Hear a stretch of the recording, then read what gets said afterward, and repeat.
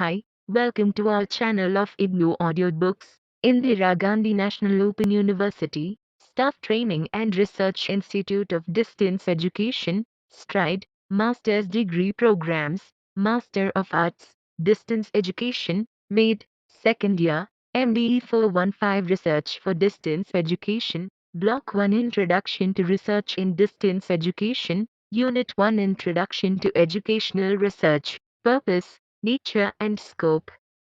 1.0 Introduction. You have been an active participant in the process of education, initially as a student, and now as a teacher or counselor or as an educational administrator. While carrying out educational activities, you have to take decisions about how to plan learning experiences, how to organize an institutional activity like examinations or admissions, how to develop a distance education program or how to deliver a course through distance education. While taking those decisions, you must have used your own experience and knowledge. The following questions, however, always come to mind in such situations.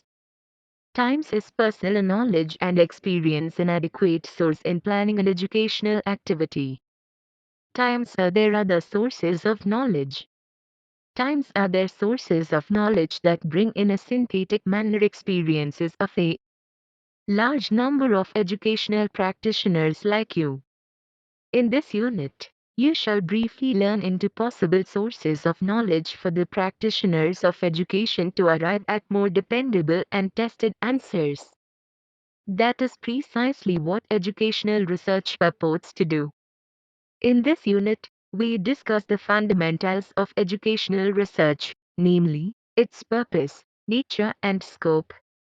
While we shall also refer to the broad field of education, our focus will be on open and distance education, a subject of your present concern. 1.1 Objectives. On the completion of this unit, you should be able to times explain the purpose and importance of scientific research, times describe the nature of educational research, and times identify the areas in which distance education research is being increasingly undertaken. 1.2 Sources of knowledge. Human beings have always sought answers to their questions through various methods: experience, customs and tradition, deductive and inductive reasoning, and scientific approach. Information for making educational decisions come from many sources which include personal experience, expert opinion, tradition, intuition, common sense and belief about what is right and what is wrong. Each of these sources may be inadequate if you take it as the only basis for making decisions. Although experience is a familiar and well-used source of knowledge, it would have its limitations as a source of truth. Customs and traditions have been a traditional source of knowledge. This is equally true in education, where educators rely on past practices as a dependable guide. But one has to be careful that notions of past are not blindly idealized. It is wise to value customs and traditions, but be open to examine their relevance in the present context. For example, the customary or traditional notion of education is that of a face-to-face interaction. Does it imply that open and distance education is not feasible? Both deductive and inductive reasoning have made significant contribution towards developing a systematic approach to establish truth. In fact, integration of important aspects of both deductive and inductive methods led to the evolution of the scientific approach, which all of us are mostly concerned with in research. Deductive reasoning is a thinking process in which one proceeds from general to specific statements through logical arguments. Inductive reasoning derives its argument and strength from the observed phenomena. As both deductive and inductive reasoning have their limitations, it was only a matter of time that scholars integrated the most important aspects of both methods to evolve a scientific approach. Scientific approach is generally described as a process in which investigators move inductively from their observations to hypotheses and then deductively from the hypotheses to the logical implications of the hypotheses. They deduce the consequences that would follow if a hypothesized relationship is true. If these deduced implications are compatible with the organized body of accepted knowledge, they are then further tested with the help of empirical data. On the basis of the evidence, the hypotheses are accepted or rejected. This approach, or research, as source of information, has been increasingly used to prepare strategies and arrive at definite conclusions.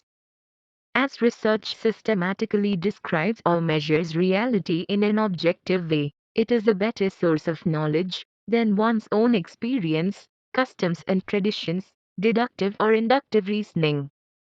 Check your progress 1. Describe the roles of inductive and deductive reasoning in the scientific approach to research. 1.3 Purpose of research. It is clearly evident from our discussion in the previous pages that a researcher deals with a wide range of associations, from concrete day-to-day activities and problems to a philosophical level of search for truth. The purpose of research can be captured in a hierarchical taxonomic fashion. Times the lowest level or the first level in the purpose of research is training. Times the second level is research for problem solving, and times the third and the highest form is research in search of truth or knowledge generation. 1.3 1. Training in research. Research in education, as much as in distance education, are largely of two types. Times one leading to postgraduate degrees like MPhil or PhD. Times the other dealing with project research. Training takes different shapes depending on whether the project is a postdoctoral activity or predoctoral activity by persons who have not been trained in research methodology. Many of you who undertake programs like Master of Arts, distance education, may have been working in schools, colleges, universities or even outside these systems and have not done a doctoral program involving a course on research methodology. Even those of you who have doctoral degrees in language, linguistics or science, may not have a course on research methodology. However, executing a research project in a scientific manner needs training in research methods. This course on research methodology provides the theoretical background for your research project. This print material is supplemented by interactive contact programs, primarily to strengthen the conceptual aspect of research methodology. This will also facilitate the right choice of research designs, tools and techniques.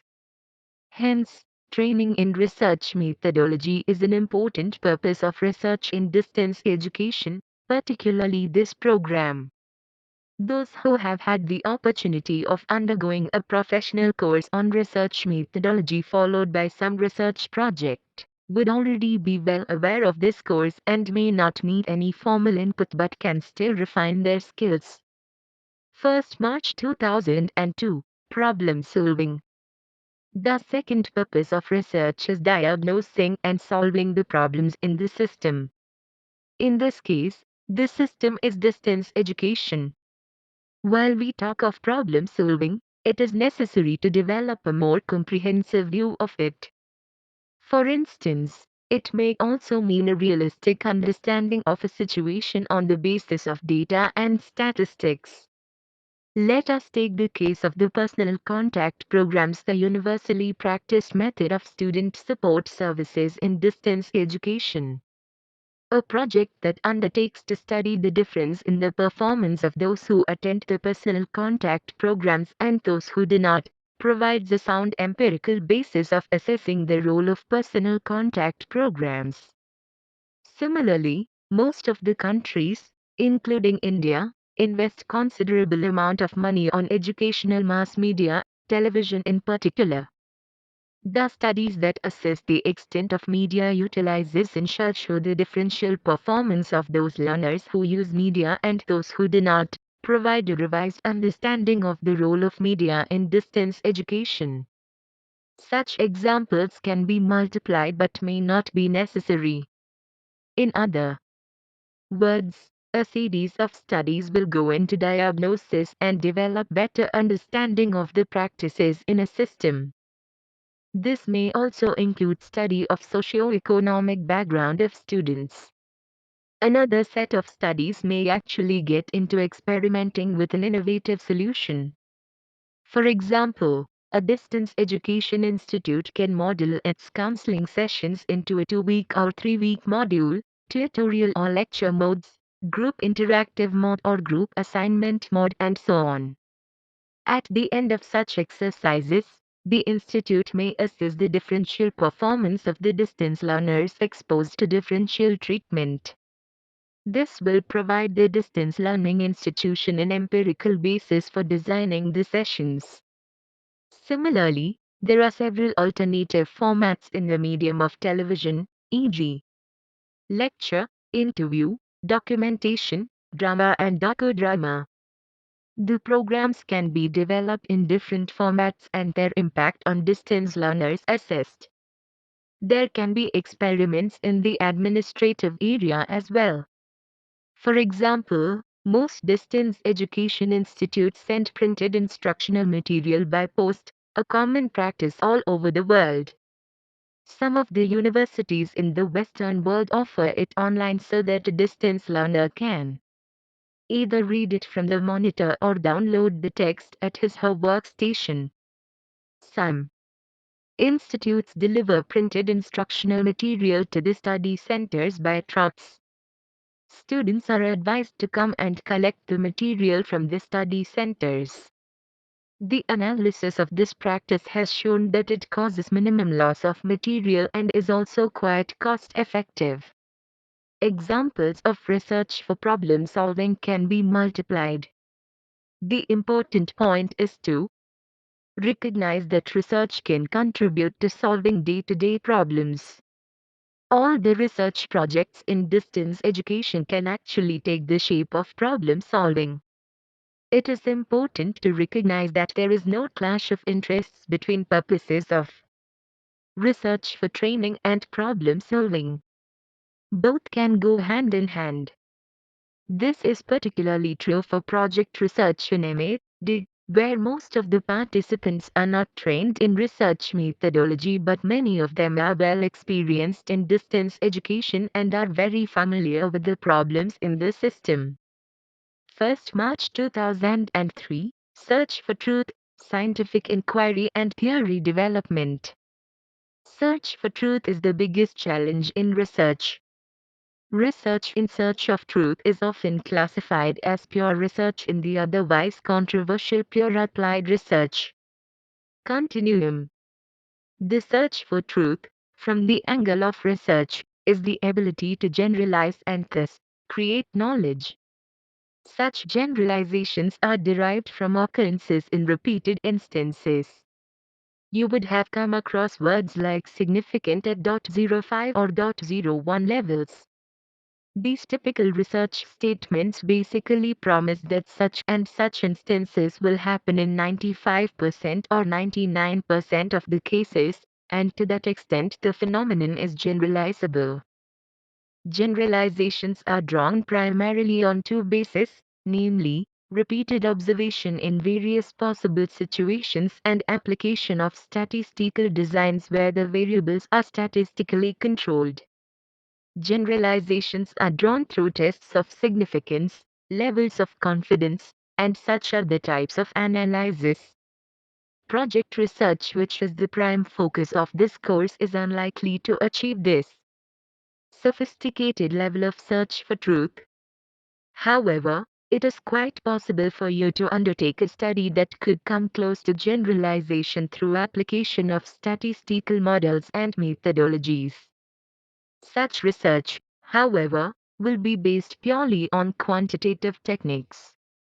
There are qualitative methods of research as well.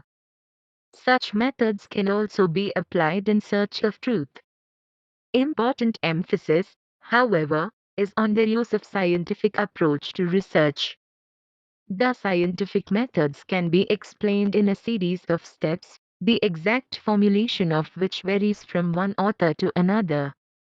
The steps are as follows. Times certain phenomena are observed. Times a problem situation which develops therein is noted and clarified. Times crude relationships are tentatively identified and elaborated. Times a more or less formal hypothesis is derived. Times a design is developed to test the hypothesis. Times the hypothesis is verified or refuted, and times the results are subjected to further tests and refinements. Finally, the conclusions of research are integrated with the existing knowledge of the subject. The process involves such subsidiary steps as times review of relevant experience, times manipulation of factors, times measurement of the quantities, times defining of variables, and times analysis and interpretation of data. Facts and theories. Scientific inquiry starts with facts and then moves towards theorizing. To be useful, facts must be organized, and the primary purpose of the scientific method is to develop a mechanism of organizing the facts as they accumulate and become meaningful from the standpoint of their objectives. Through empirical investigations, scientists gather many facts. As these facts accumulate, there is a need for integration, organization, and classification in order to make the isolated findings meaningful. Science must remain close to facts. It is only when isolated facts are put in a perspective by integrating them into a conceptual scheme promoting greater understanding that we approach the domain of science.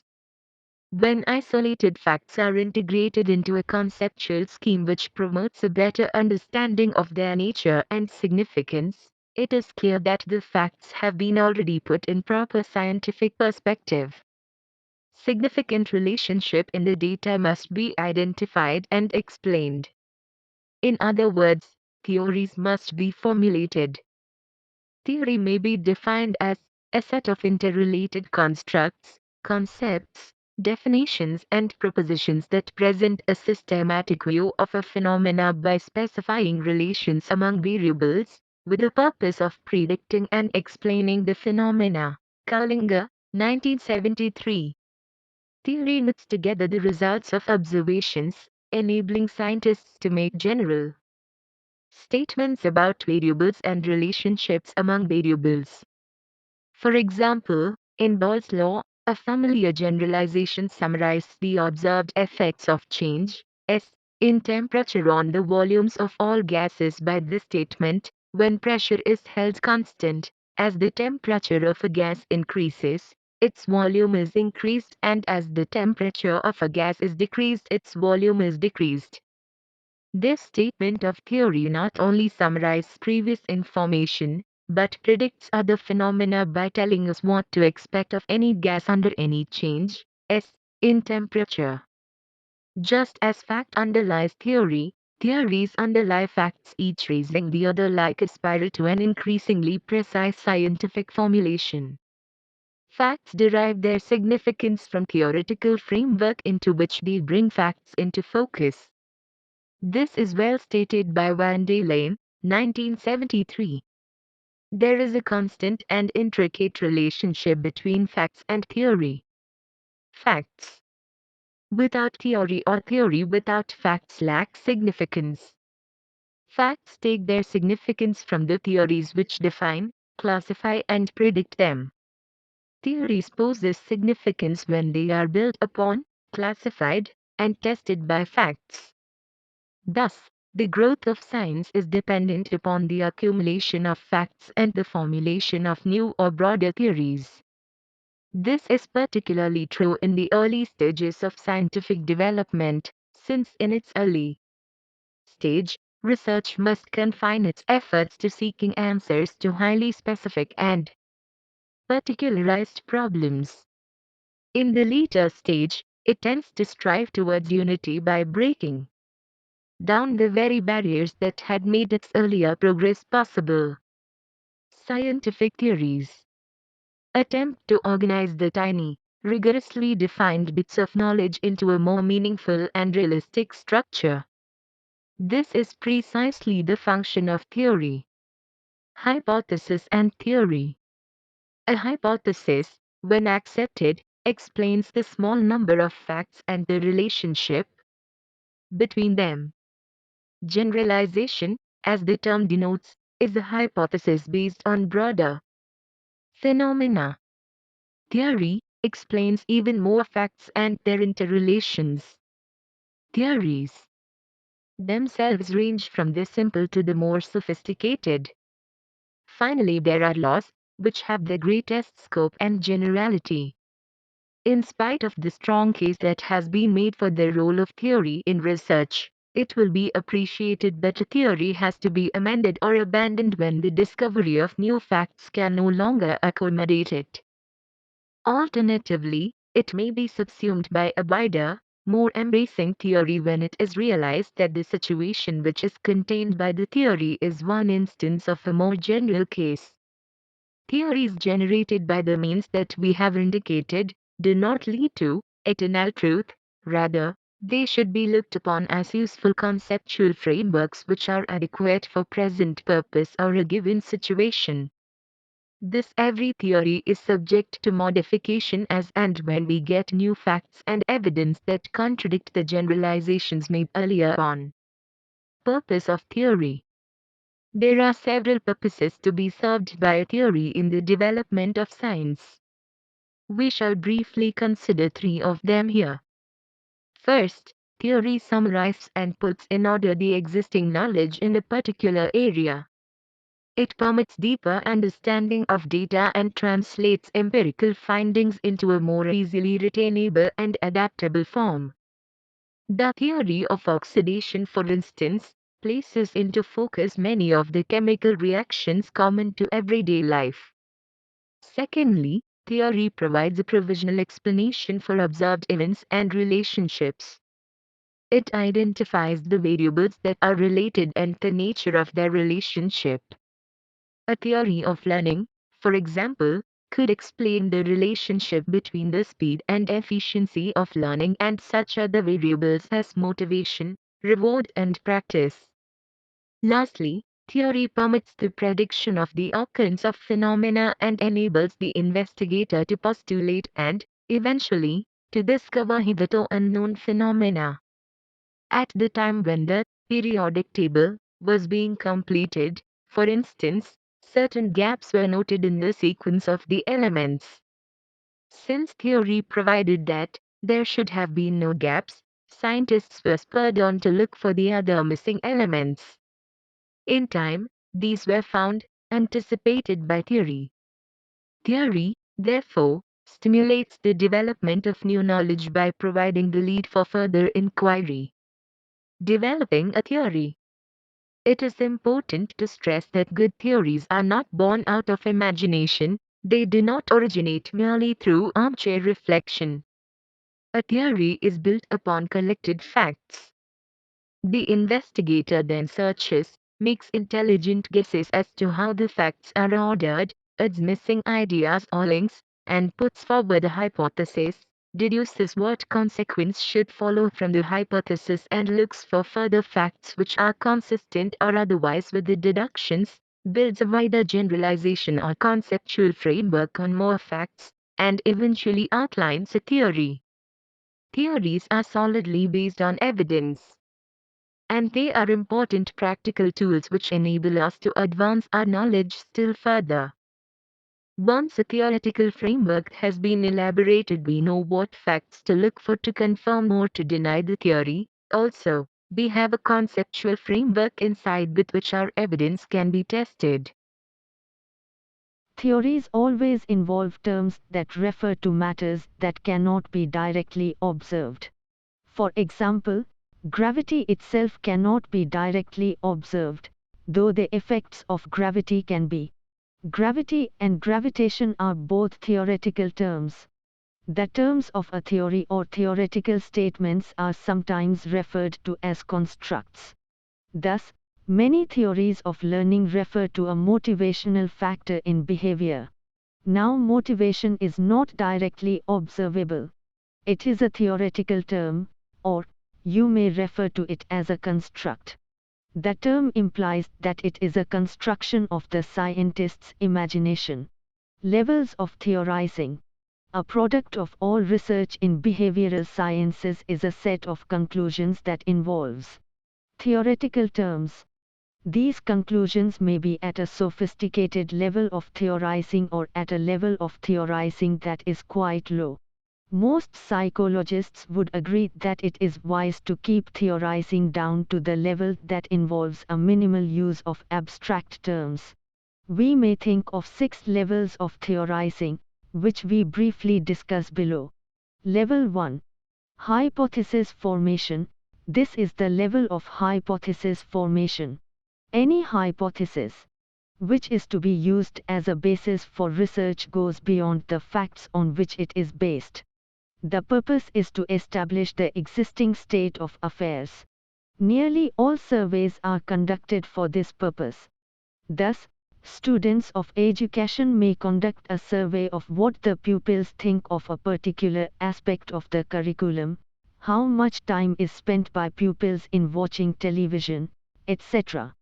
Direct study of aspects is probably the simplest to undertake, though this does not mean that it is easy to plan and execute. Level 2.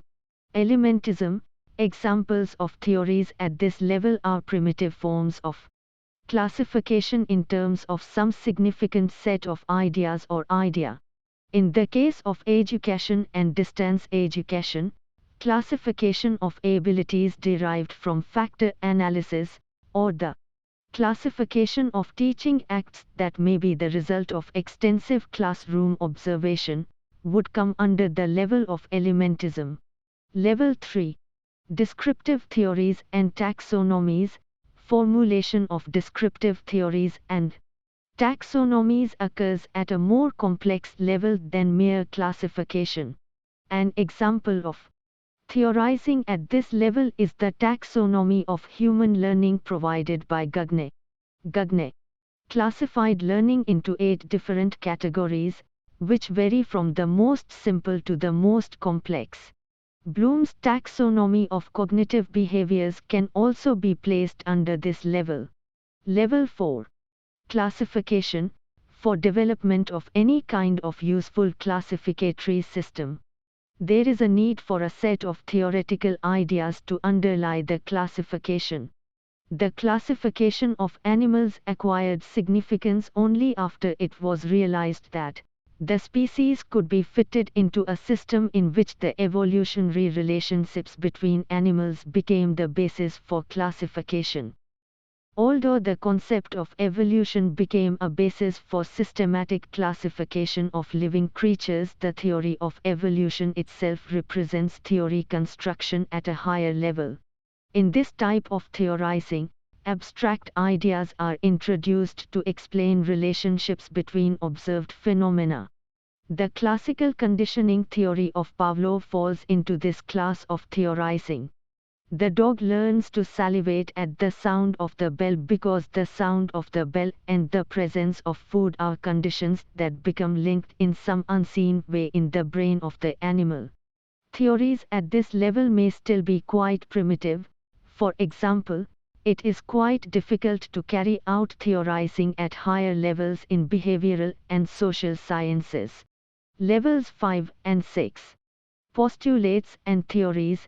The higher levels, these are levels of theorizing observed in physical sciences. At the highest level, a theory consists of a set of basic statements called the axioms of theory, which tell us what the theory is all about.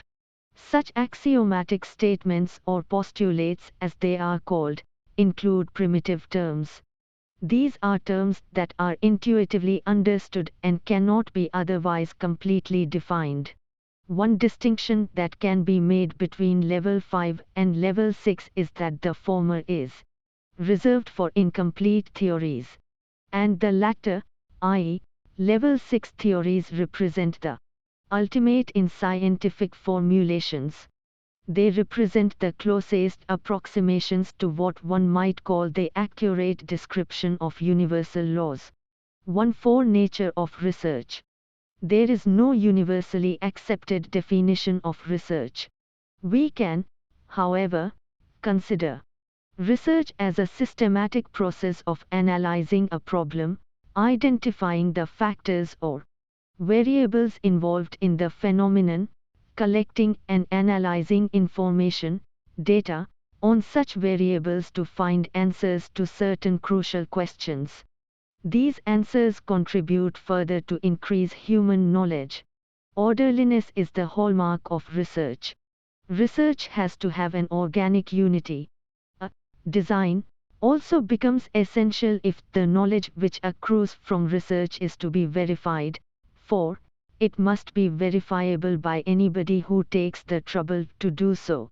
In fact, research is considered to be a formal, systematic, intensive process of carrying on the scientific method of analysis. It involves a more systematic structure of investigating, usually resulting in some sort of formal record of procedures and results or conclusions. 1st April 2001 Characteristics of research. The major characteristics of any research are objectivity, precision, design, and verifiability. Let us look at these attributes more closely. Objectivity. Ideally, research is beyond the subjective bias of the researcher. The researcher makes deliberate efforts to eliminate personal preference, resisting the temptation to seek only such data that supports his/her hypothesis. The scientific research has no onus to persuade or prove. The emphasis is on testing, rather than proving the hypothesis. The researcher is willing to suspend personal judgment and permit the data and logic to lead independently to a sound conclusion. Objectivity is achieved through standardization of research instruments, choosing appropriate research design and tools, and ensuring dependability of data. Precision. Research uses a technical language so as to convey the exact meaning to the reader, e.g., validity, reliability, random sampling, etc. The most precise expression in quantitative research is a mathematical equation or statistical finding which explains or represents the truth. Precision in qualitative research is achieved through words rather than numbers. Precise language describes the study accurately so that the study may be replicated or the results correctly used. Design. As mentioned earlier, the researcher has to have a systematic design. This will imply that any scientific inquiry will, in general, undergo the following steps: definition of the problem, statement of the hypothesis, collection and analysis of data, testing and confirmation or rejection of hypothesis, and reporting of results. Only if the research has an orderly design, it can be replicated for verification. Verifiability. This is an important characteristic of every research. Research design and findings are presented to the professional community for other researchers to analyze, confirm or reject them. Research is a social enterprise and its information is open for public scrutiny. This characteristics of research, i.e., verifiability, is related to the criteria of objectivity and precision. Only through further investigation or replication of studies can the results of a single study be confirmed or revised. Through this process, a body of new knowledge is developed and new questions identified. Verifiability is achieved primarily through two different approaches. First, analyzing the same data on the same sample through alternative analytical tools, statistical methods. Second, replicating the study on a different sample. 1st April 2002, types of research. We can think of two major types of research: fundamental or basic research, and applied research. This classification is based on the goal or objective of the research. Fundamental research. This type of research aims at obtaining the empirical data that can be used to formulate, expand or evaluate a theory. This type of study is not oriented in design or purpose towards the solution of practical problems. Its essential aim is to expand the frontiers of knowledge without any intention of practical application. Of course, the findings may be eventually applied to practical problems that have social value. For example, advances in the practice of medicine are dependent upon basic research in biochemistry and microbiology. Likewise, progress in educational practice has been related to progress in the discovery of general laws of learning through basic research in psychology, education, and sociology. The primary concern of basic research, however, is the creation of knowledge solely for the sake of knowledge.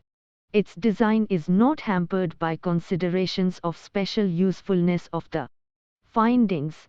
Applied research. Applied research is directed towards the solution of an immediate, specific and practical problem. This is a research performed in relation to actual problems and under conditions in which they are found in practice. Through applied research, educators are often able to solve their problems at the appropriate level of complexity. For instance, in the classroom teaching learning situation, we may depend on basic research for discovering the more general laws of learning, but applied research must be conducted in order to determine how these laws operate in the classroom. This approach is essential if scientific changes in teaching practices are to be effected. It needs to be noted that there is not always a sharp line of demarcation between basic and applied research. Certainly, applications of theory help in solving practical problems. We apply theories of learning in the classroom. On the other hand, basic research may depend upon the findings of applied research to complete its theoretical formulations. An experiment in classroom learning could shed some light on a learning theory. Furthermore, observations in a practical situation serve to test theories and may lead to the formulation of new theories. 1st April 2003, meaning of educational research. Educational research is the way in which one acquires dependable and useful information about the educational process. It may be broadly defined as any systematic striving towards understanding, on perceiving a certain complex educational problem of more than immediate personal concern and stated in a problematic form. Harris, 1960, Encyclopedia of Educational Research. Travers, 1969, for example, defines educational research as an activity directed towards the development of an organized body of scientific knowledge about the events with which educators are concerned. Its goal is to discover general principles or interpretations of behavior to explain, predict and control events in educational situations. 1st April 2004, Scientific Approach in Educational Research. Unlike physical and biological sciences, education and social sciences deal with living humans. Hence, the subject of educational research poses much greater complexity than that in natural sciences. The usual criticism is that educational and other social science research largely emanates from ill-conceived notion of research and its application in complex human setting. The educational researcher needs the wisdom to choose research designs and methodologies that are responsive to the problem, this is, in contradistinction to the obsessive use of complex quantitative methods. The issue is that of a careful balance between quantitative and qualitative techniques of research depending on the nature of the problem, the nature of data, and even the sample drawn for the study. Although problems of discovering principles of human behavior are difficult, they are not impossible. Social scientists will need to carry out observations as carefully as are done in physical sciences. Subjective, qualitative judgments need to be supplemented by more exact, quantitative measurements which are not easy to achieve in the case of human beings. This lack of quantifying and generalizing of data quite often becomes a drawback in educational research as well. Whereas exact sciences tend to become increasingly quantitative in their units, measures, and the terminologies, in social sciences most of the matter is qualitative and does not approve of quantitative statements. We may talk of growing indiscipline, but unless we can measure it, we cannot generalize the concept. Research in education adopts both quantitative and qualitative techniques. Social sciences have not been able to establish generalizations equivalent to theories of the natural sciences or to predict events accurately. Perhaps, social sciences will never realize the objective of science as completely as natural sciences do. In fact, there are several limitations involved in the application of the scientific approach in education and the other disciplines of social sciences. Let us try to see what they are. 1. Complexity of subject matter. A major obstacle is the inherent complexity of the subject matter. Natural scientists deal with physical and biological phenomena.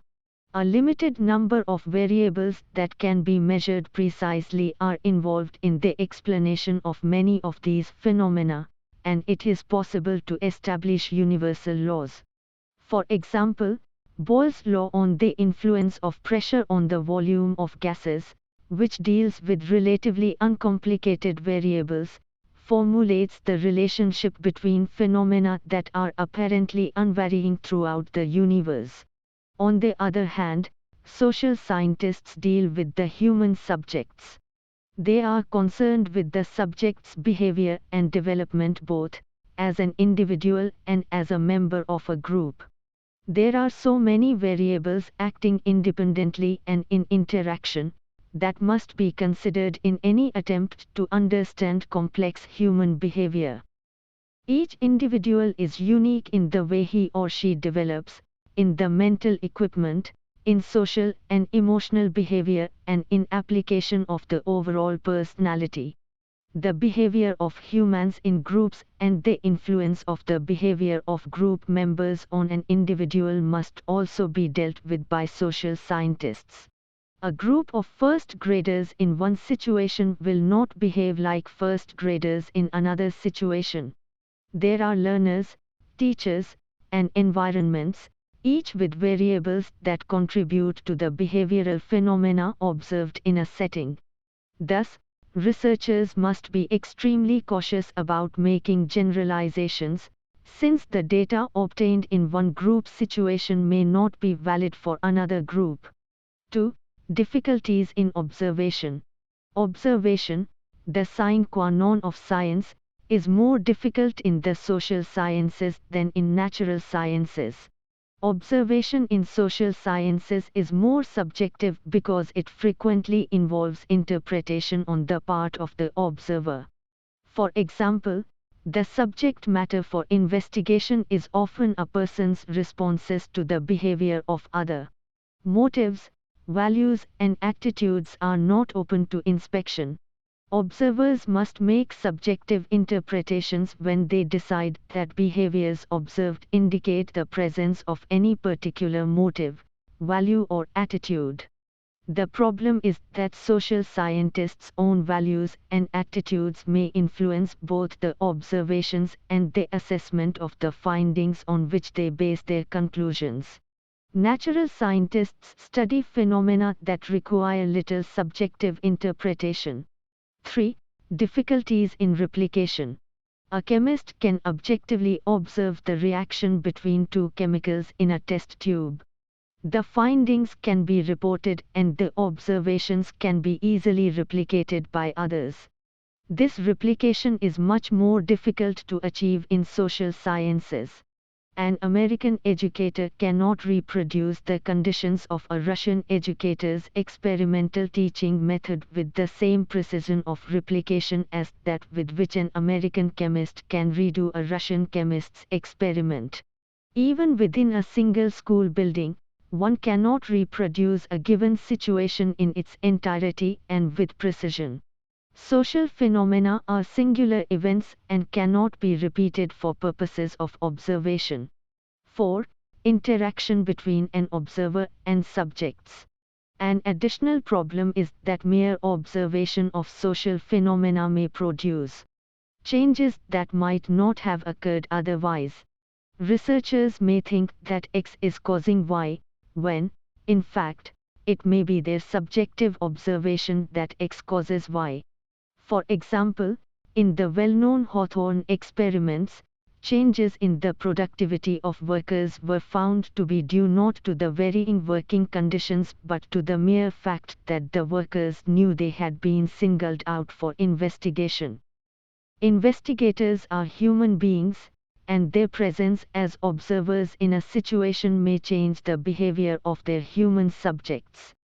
The use of hidden cameras and tape recorders may help minimize the interaction in some cases, but much of research in social science includes the responses of human subjects to human observers. 5. Difficulties in control. The range of possibilities of controlled experiments on human subjects is much more limited than in natural sciences. The complexities involved in research on human subjects present problems in control that are unparalleled in natural sciences. In the latter, rigid control of experimental conditions is possible in the laboratory. Such control is not possible with human subjects. The social scientists must deal with many variables simultaneously and must work under conditions that are much less precise. They try to identify and control as many of these variables as possible, but the task is very difficult. 6. Problems of measurement. Experimentation must provide for measurement of the factors involved. The tools for measurement in social sciences are much less perfect and precise than the tools of the natural sciences. We have nothing that can compare with the precision of the ruler, the thermometer, or the numerous laboratory instruments. We have already pointed out that an understanding of human behavior is complicated by the large number of determining variables acting independently and in interaction. The multivariate statistical devices available for analyzing data in social sciences take care of relatively few of the factors that are obviously interacting. Furthermore, these devices permit the researcher to attribute the variance only to factors operating at the time of measurement. Factors that have influenced development in the past are not measurable in the present, and yet they significantly influence the course of development.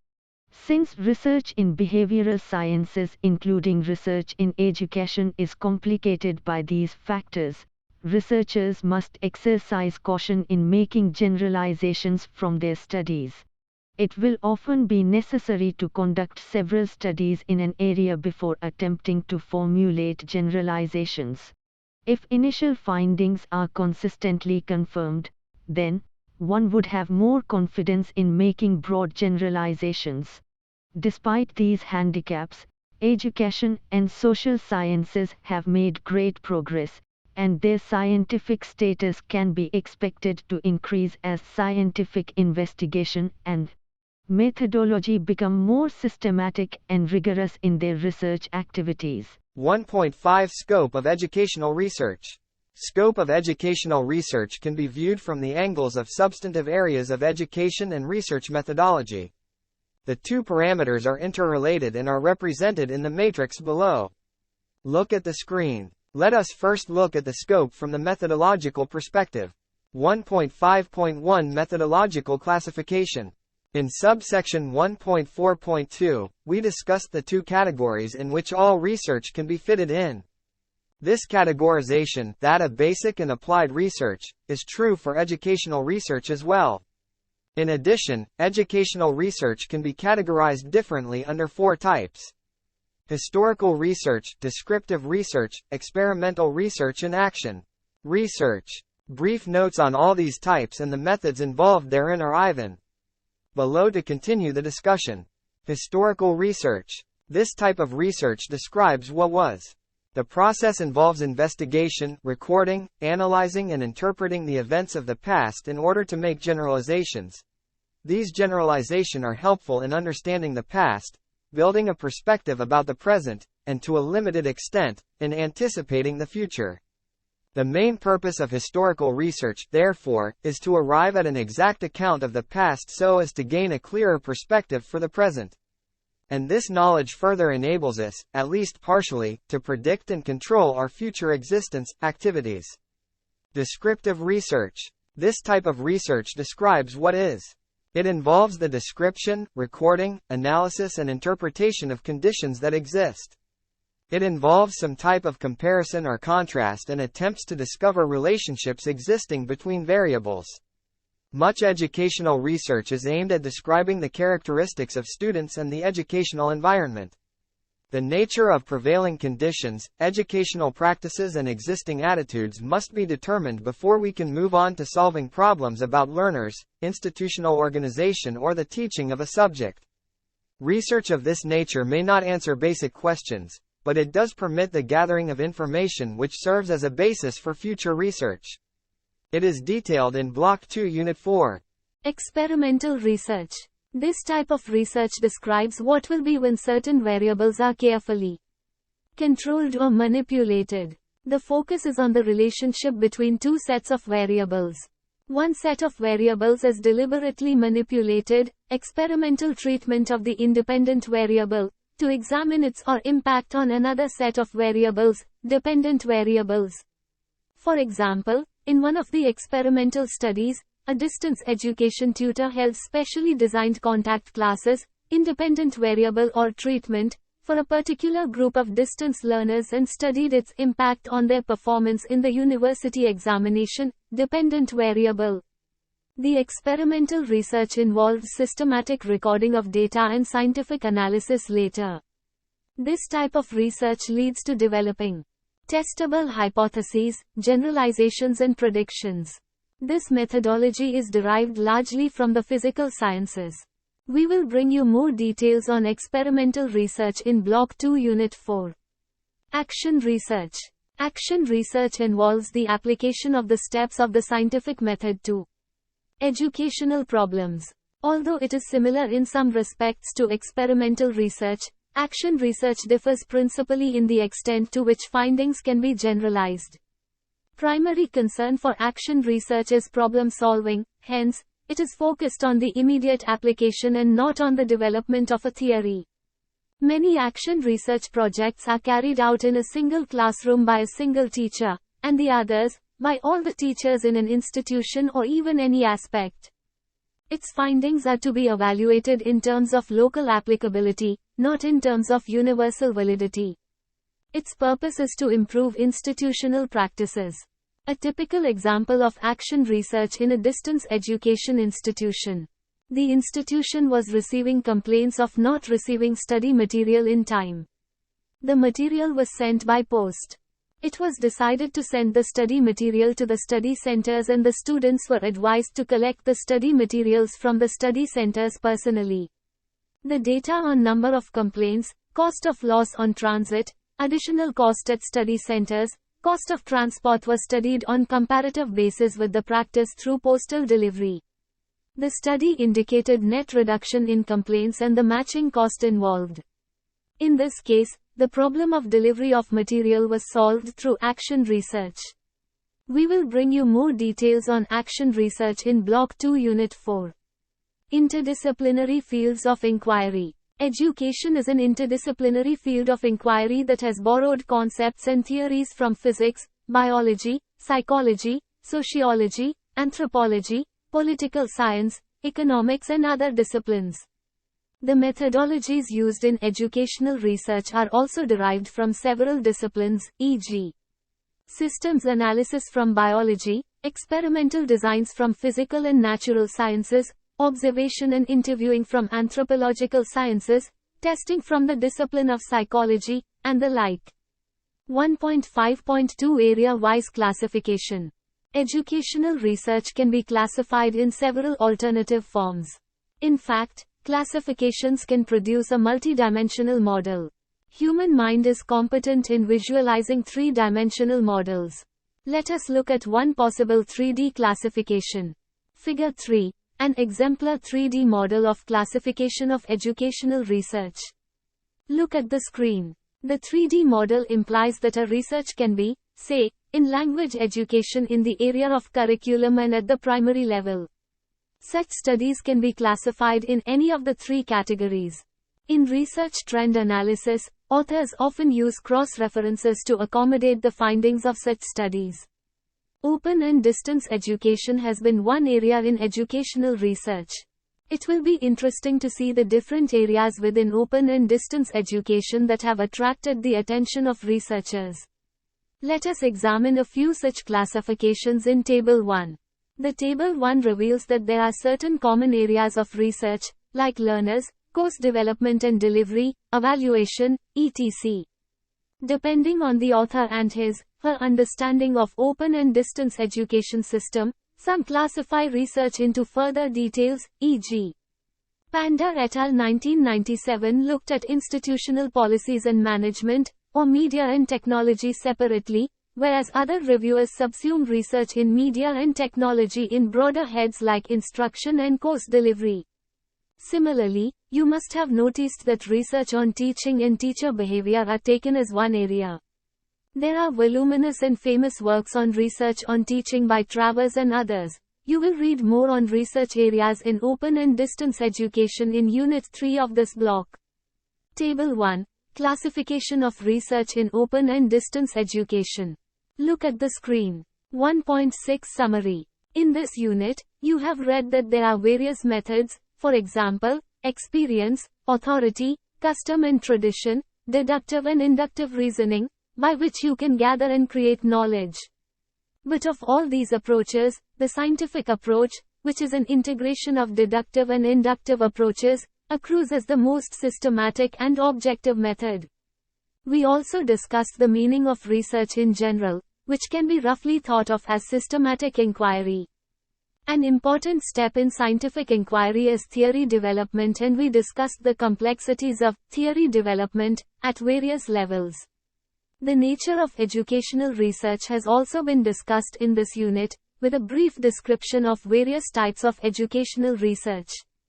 Under the scope of educational research, we have included many fields of education in which research is undertaken, e.g., curriculum, educational administration, economics of education, etc. Thank you. Subscribe our channel for more updates. We will see you with the next chapter.